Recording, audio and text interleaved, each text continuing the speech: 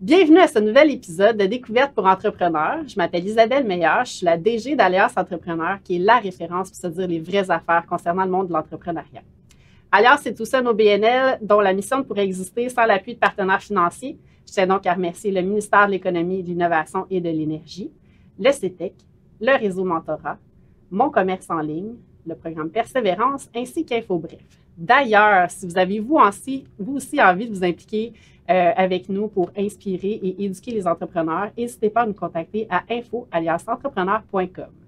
Cette semaine, j'ai la chance d'être assise aux côtés d'une pétillante gestionnaire de réseaux sociaux qui se nomme Marie-France Gosselin. Bienvenue. Merci, contente d'être là. Oui, moi aussi. Marie-France, on a parlé un petit peu ensemble dernièrement parce que j'ai vu sur tes réseaux sociaux une publication que tu as faite qui dénonçait un petit peu les pseudo-experts qui existent dans le domaine du marketing et aussi au niveau de la gestion des médias sociaux.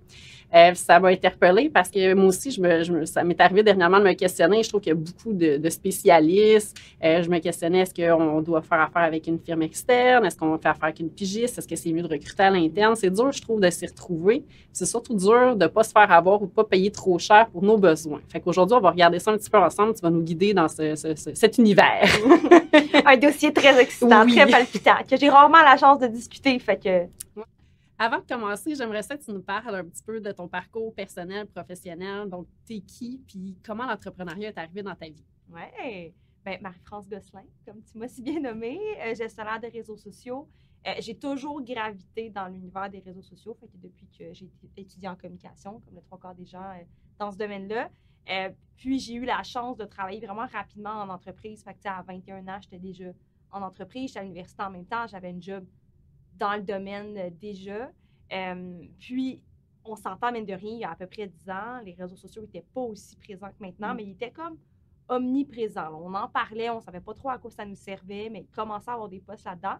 Puis, comme la place où je travaillais, c'était un environnement où on avait besoin d'être en communication avec les membres constamment, bien, les réseaux sociaux se sont retrouvés très rapidement dans mon quotidien. Puis, j'étais comme la personne qui avait le fil connecté un peu tout le temps là, sur les membres puis sur la communauté. Puis c'est ça qui m'allumait principalement, de pouvoir discuter avec les membres, d'être capable d'arriver dans une discussion, dans une réunion, puis de dire, bon, bien sur Facebook, j'ai lu ça, les gens ont l'air d'aimer ça. Fait que j'avais tout le temps, j'étais tout le temps pluguée, puis j'aimais bien. Fait que c'est juste resté de même, puis de fil en aiguille, bon, bien ces plateformes-là ont pris de plus en plus de place dans les stratégies de communication. Puis pour un jour me rendre compte, moi, j'étais rendue à la tête de ce département-là. J'étais responsable du département communication marketing, mais les réseaux sociaux, c'était comme la partie que je gardais toujours dans ma cour. Puis je voyais les postes qui, tu sais, vraiment juste en gestion de réseaux sociaux, en gestion de communauté qui commençaient à émerger. Puis je me disais, est-ce que je devrais me spécialiser là-dedans? Tu sais, comme c'est la partie que je suis incapable de donner, là, tu sais. J'avais du monde en rédaction, j'avais du monde en graphisme, j'avais du monde qui s'occupait du site web, mais j'avais personne. Tu sais, c'était moi qui gardais toujours la partie réseaux sociaux. Fait que c'est ça, tranquillement, à un moment donné, tu fais des réflexions. Puis là, je me disais, je veux-tu vraiment être juste gestionnaire de département marketing? Tu sais, j'étais bien partie, là, tu sais. J'étais sur une lancée. Ouais, j'étais sur une lancée. Puis là, la pandémie est arrivée, bien évidemment. Puis moi, comme je travaillais pour un centre sportif, tout ça, tu sais, on a perdu nos équipes du jour au lendemain. Les centres étaient fermés. Puis là, ben, c'est là que la grosse remise en question s'est faite dans ma tête à savoir, est-ce que je fais tout simplement me réorienter juste en gestion de réseaux sociaux? Puis là, bien évidemment, il y a quand même un changement de salaire et de perception quand on passe un beau poste de gestionnaire. Là, tu sais, là, tu es responsable d'un département, tu as une équipe. Wow, c'est ça que dans ton bac, on t'avait ancré dans ta tête. C'est ça qu'il fallait que tu mises. Fait que dans ma tête, à moi, j'avais déjà atteint le top. Puis là, finalement, j'ai fait, oh non, on shift. On shift à gauche, puis je m'en vais en gestion de réseaux sociaux. Fait que j'ai juste accepté le challenge. Mais en acceptant ce challenge-là, j'acceptais une drop de salaire, là, tu sais, c'est ça, quand même importante. Puis en passant les entrevues, j'étais comme, OK, les salaires sont merdiques. Puis tu sais, moi, pourtant, c'était comme, je trouvais que c'était le poste le plus important dans le département marketing. Puis je me disais, ça va pas vivre longtemps, là, cette idée-là de payer aussi bas les gestionnaires de médias sociaux. Fait que finalement, j'étais comme, bon, en agence, je peux avoir un bon salaire. En entreprise, ça m'intéressait, mais je sentais que j'avais un challenge à aller chercher en allant à mon compte. Puis je me disais, à mon compte, je vais avoir l'opportunité de charger ce que je pense que je devrais charger, d'augmenter les standards de l'industrie aussi. Fait que là, c'est là que tout était destiné. Puis là, après, on fait un chiffre à gauche, j'ai fait un chiffre à droite, puis je me suis lancée à mon compte en gestion de médias sociaux. Fait que la COVID aurait été un beau levier. Je le dis souvent, là, mais oui, la COVID est arrivée au bon moment. La COVID est arrivée au bon moment dans ma réorientation de carrière. Puis je pensais pas, dans la niaiseuse, je pensais pas pour faire de l'argent en gestion de médias sociaux. À un certain point, je m'étais dit, je vais juste accepter que c'est ça les salaires, mais finalement, ça commence à changer. Ouais. Puis ça commence à changer autant les entreprises que les agences. Ouais. Excellent. Ouais.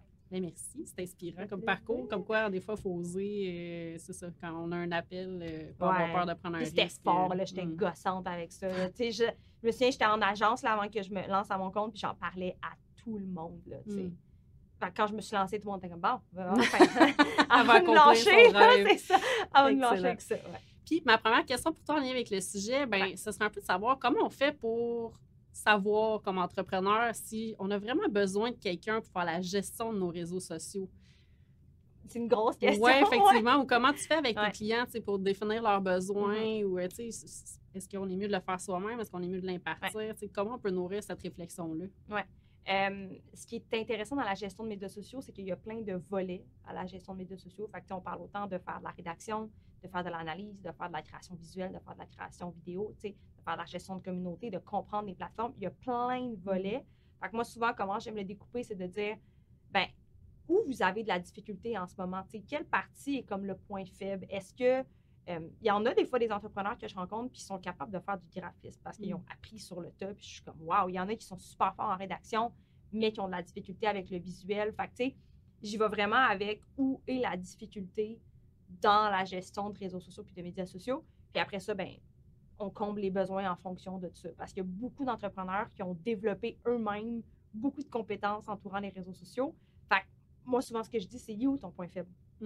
Parce que peut-être que tu as juste besoin d'une rédactrice ou d'un rédacteur, peut-être que tu as juste besoin d'un monteur vidéo. C'est comme essayer de savoir où sont les besoins. Peut-être que tu es super bon pour faire les choses, mais que tu manques de stratégie, puis que tu manques de réflexion globale. Fait que là, dans ce optique-là, peut-être plus un stratège ou un accompagnateur. Fait que, tu sais, en ciblant où est le besoin, en gestion de médias sociaux, il y a du monde dans tous les volets. Fait que, gestionnaire de médias sociaux comme je fais, puis moi, c'est pour ça que je me brande pas une monteuse vidéo, une rédactrice. Des fois, je vais utiliser le mot stratège, mais j'aime bien garder mon titre de... J'y tiens, là, de garder mon titre de gestionnaire de médias sociaux, mais je garde ce titre-là parce que, justement, ma force, c'est que je peux pas mal tout faire. Là. Je suis vraiment 360 dans mon approche, fait que je garde ce titre-là, mais si je faisais juste la rédaction, peut-être que je suis une rédactrice. Fait que, il y a du monde dans tous les volets. Fait que je dis tout le temps en premier, trouver le point faible. Puis après ça, puis si vous avez aucune compétence dans aucun volet, peut-être qu'il y a quelqu'un qui fait plus du 360 puis qui peut tout faire, ce serait plus adéquat. Ouais. OK. Puis est-ce que c'est vrai que de faire affaire avec quelqu'un, c'est automatique, on va avoir plus de ventes? Ça, des fois, c'est le premier réflexe. Là, on se dit, bon, il faut que j'investisse, il faut que je fasse affaire avec une stratège ou autre pour m'aider. Est-ce qu'investir dans les médias sociaux égale absolument plus de ventes? Non, absolument pas. Puis je pense que les médias sociaux sont un peu victimes de leur succès parce qu'il y a tellement eu de...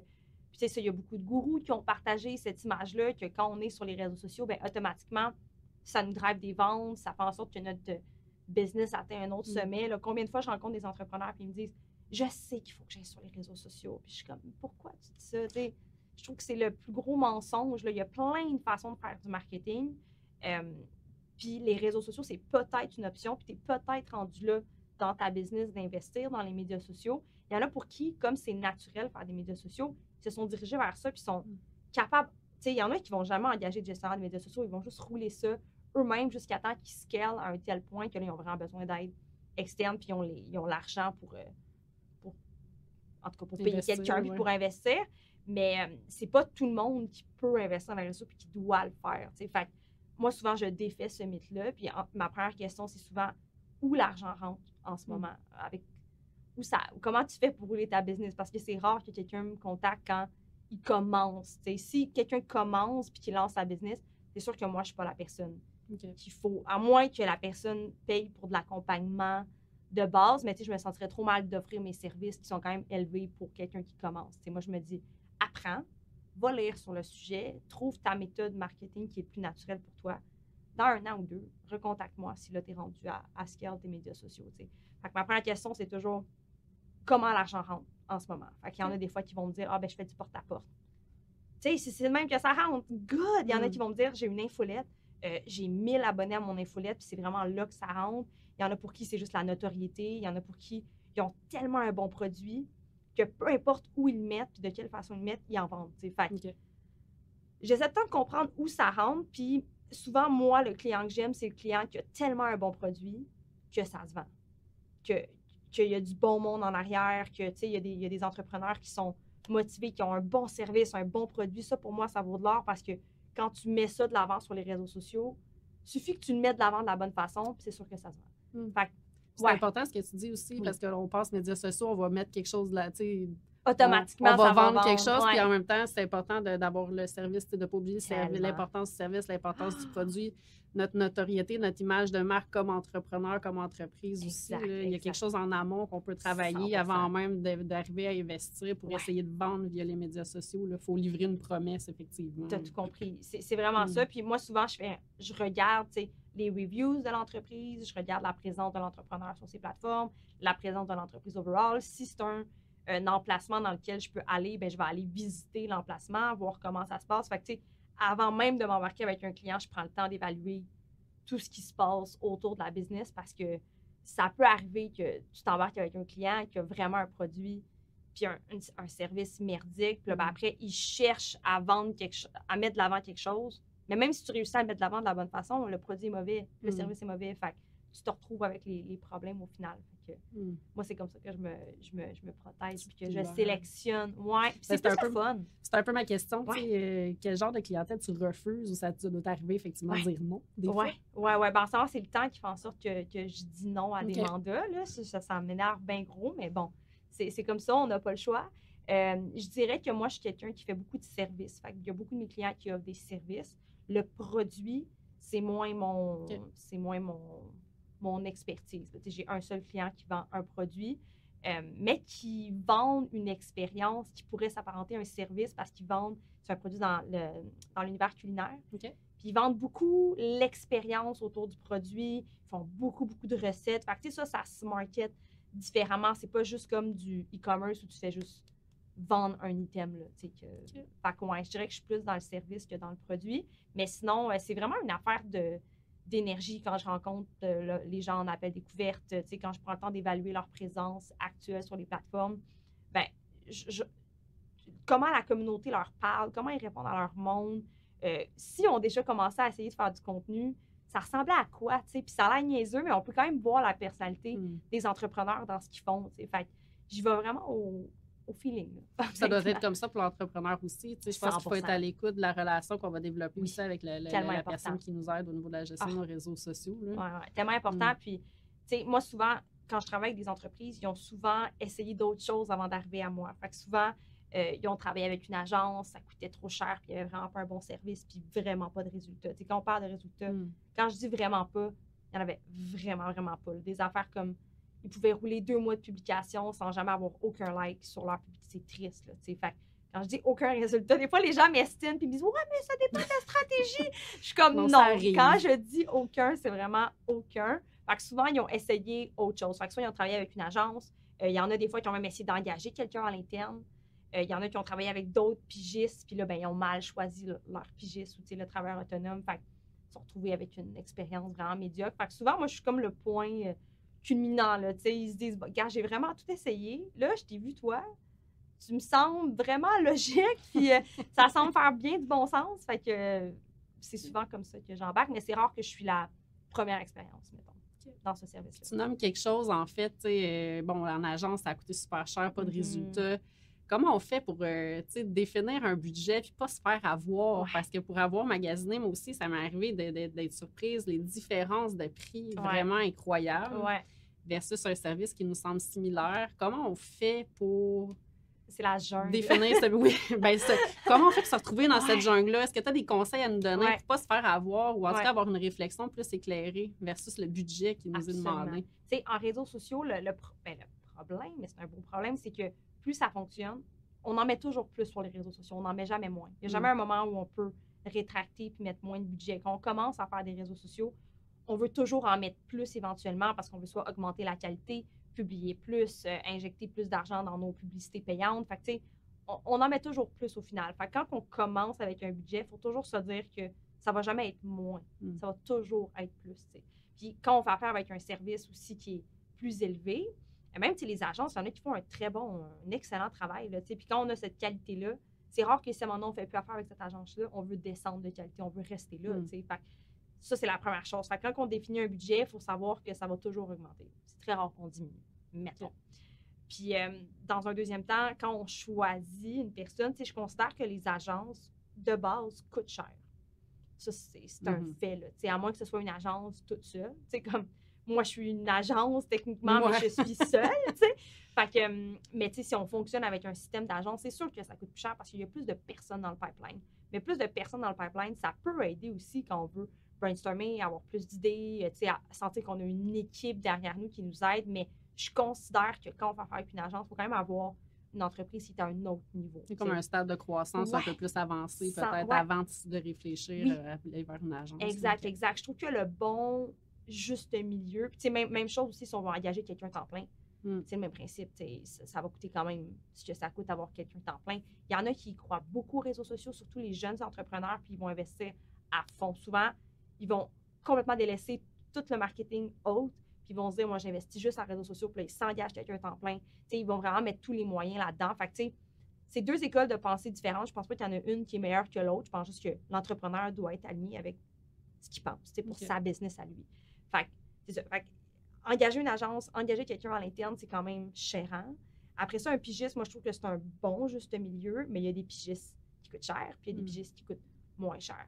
Puis je pense que dans les pigistes qui coûtent moins cher, il faut vraiment être prudent, comme dans qui on choisit. Je pense que c'est là que je vois le plus de déception, parce que ce qui est arrivé avec les médias sociaux, c'est comme si c'était un secteur populaire dans les dernières années, mais il y a beaucoup d'écoles de formation qui ont émergé, puis qui offrent des formations de 2-3 mois à des gestionnaires de médias sociaux qui ont aucun background en communication, qui n'y connaissent rien, qui sont souvent, qui font un autre métier complètement, puis qui décident qu'ils se réalignent en gestion de médias sociaux parce qu'ils se sont fait cibler dans une publicité payante, puis ça disait dans la publicité, tu aimes faire des designs sur Canva, tu es un gestionnaire de médias sociaux en dedans de toi, mais tu ne le sais pas.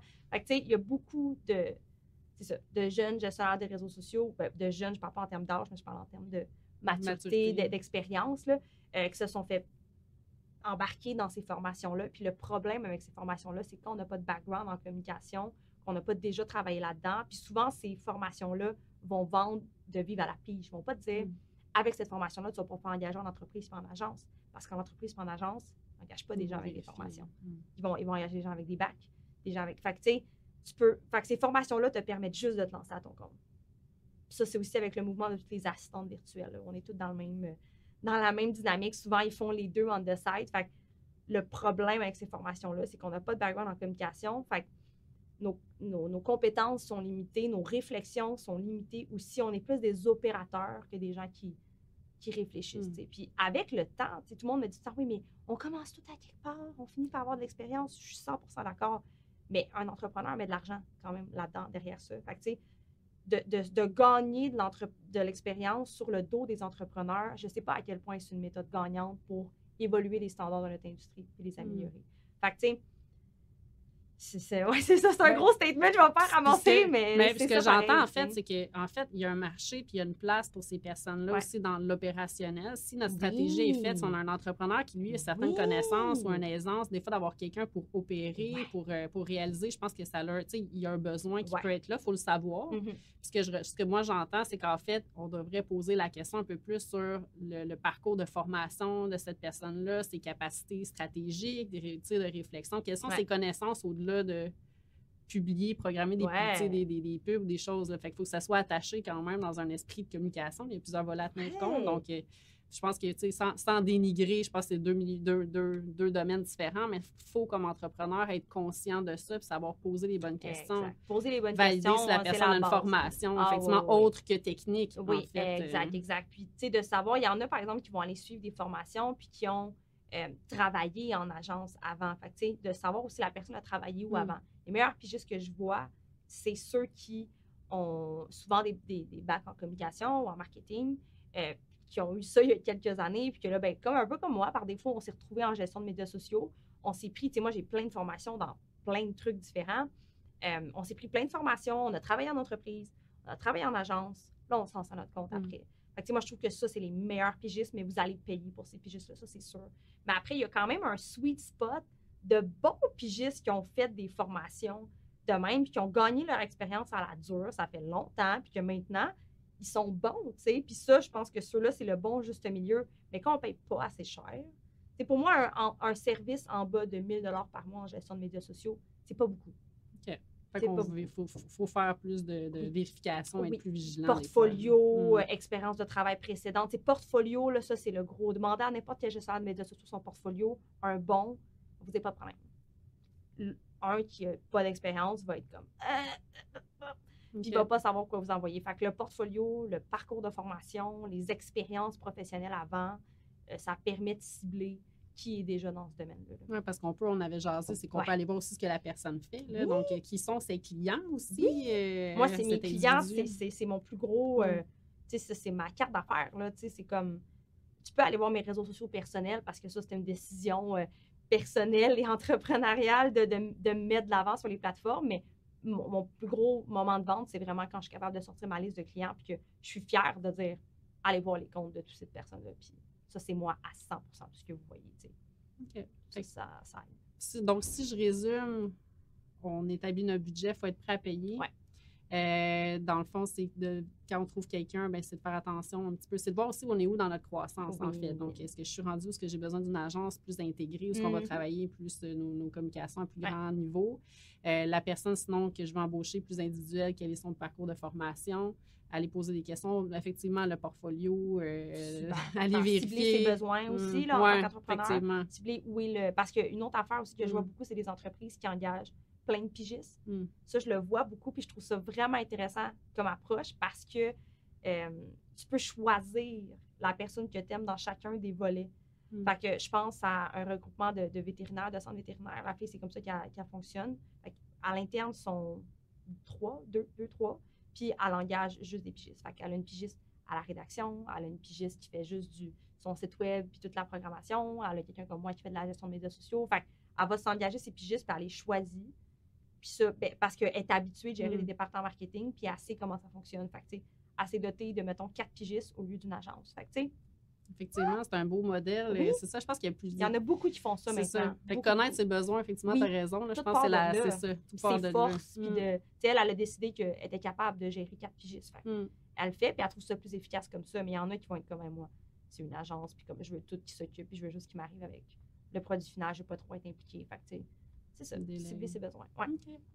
Intéressant. Puis je vais te poser une question, parce qu'on sait que les prochains mois vont être un peu plus difficiles, des fois côté financier, on rentre en récession. On sait que ça va être un peu moins évident pour plusieurs entrepreneurs. Un des réflexes, des fois, on va se dire, il faut que je coupe financièrement, puis des fois, on va vouloir couper au niveau des communications. Est-ce que c'est une bonne idée de faire ça et pourquoi? On dirait que je suis mitigée parce que la vraie réponse pour moi reviendrait à ma réponse de ma question de départ qui était où l'argent entre en ce moment. Quand on est en situation vraiment de crise, là, littéralement, où il faut choisir, je pense qu'il faut revenir à cette question-là. Puis, moi, je ne suis pas insultée quand on me dit il faut que je coupe en réseaux sociaux parce qu'en ce moment, c'est pas ce qui me ramène le plus d'argent. Moi, ça, je le comprends. Puis, je vais jamais être là pour défendre les réseaux sociaux. Pour moi, c'est un moyen de communication comme un autre.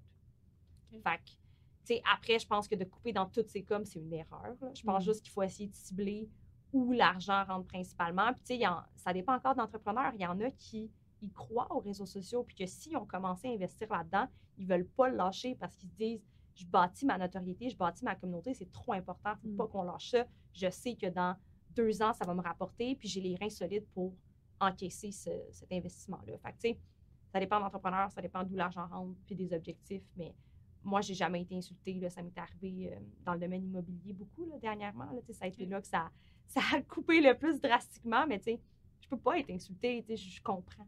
OK, c'est pas là que l'argent rentre en ce moment, fait que c'est normal qu'on ferme à ce moment-là. Ouais. OK, c'est intéressant. Ouais. Y a-t-il un conseil que tu ne nous aurais pas donné en ce moment, là, un petit, le meilleur conseil que tu aurais à donner à un entrepreneur qui se questionne par rapport à la gestion de ses réseaux sociaux?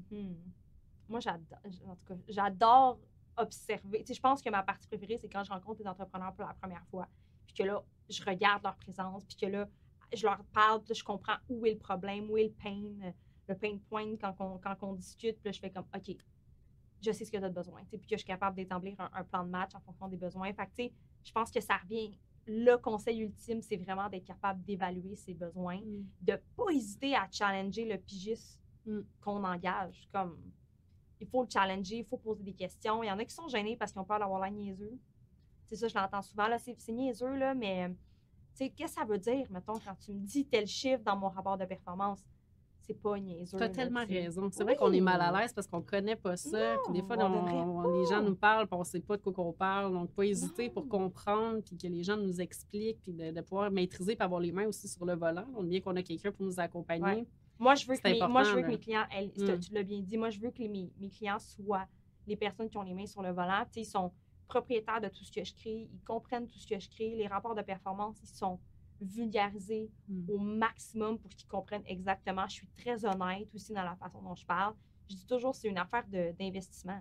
Je veux dire, un client comme Maxi ne va pas investir le même montant d'argent qu'un client comme, mettons, je pense à la boutique Techno, un de mes clients qui ont 3 succursales. Puis, c'est pas les mêmes budgets. Fait qu'on peut pas s'attendre au même chiffre. Puis, fait que j'aime que mes clients comprennent cette réalité-là, qu'ils comprennent. Des fois, je leur dis, si on avait à optimiser chaque dollar, c'est ça que je ferais. C'est ça que je ferais. Puis ils me font confiance, ils me laissent aller, autant dans ma créativité que dans mes réflexions, mais c'est ça. Je pourrais parler de mes relations avec mes clients pendant des heures, mais c'est vraiment important pour moi qu'ils comprennent ce que je fais, qu'ils s'amusent dans le processus, puis que ce soit pas lourd. Parce que souvent, c'est ça. Souvent, moi, ils m'arrivent traumatisés de leurs anciennes expériences. Là. Fait que, moi, je suis là pour mettre un petit pansement. Un petit baume dans leur parcours. Sur leur truc. Ouais. Ben, merci, c'est des bons conseils. Je pense qu'on va pouvoir avoir des réflexions un peu plus poussées. Je vous souhaite à tous de réfléchir. On retient, je pense, de notre discussion ensemble, analyser vos besoins, cibler vos forces, regardez où vous mettez du temps aussi qui peut-être pourrait être mis à profit ailleurs si jamais ça vous demande un grand temps. Puis si c'est une valeur ajoutée, les réseaux sociaux, puis que ça vous demande beaucoup de temps, bien, peut-être pouvoir le déléguer. 100%. Poser des questions. Puis en terminant, ben, je sais que tu es une fille pleine de projets, tu es super dynamique. Donc, je suis curieuse, les prochains mois, est-ce qu'il y a quelque chose, quels sont tes projets pour les prochains mois? Je dirais que pour moi, chaque jour est un projet parce qu'en réseaux sociaux, on ne fait jamais la même chose quotidiennement. Fait que je suis toujours en travail pour offrir le meilleur à mes clients puis les garder aussi comme clients. Fait que, me stabiliser, c'est ça, au niveau de mes clients, d'être capable de renouveler, ça, c'est comme mon objectif numéro 1, mais sinon, c'est sûr qu'il y a les rendez-vous de la création de contenu que tu as peut-être vu passer sur tes plateformes. Fait que ça, c'est un beau projet qu'on a lancé il y a un peu plus d'1 an, où on organise des journées de formation en ligne.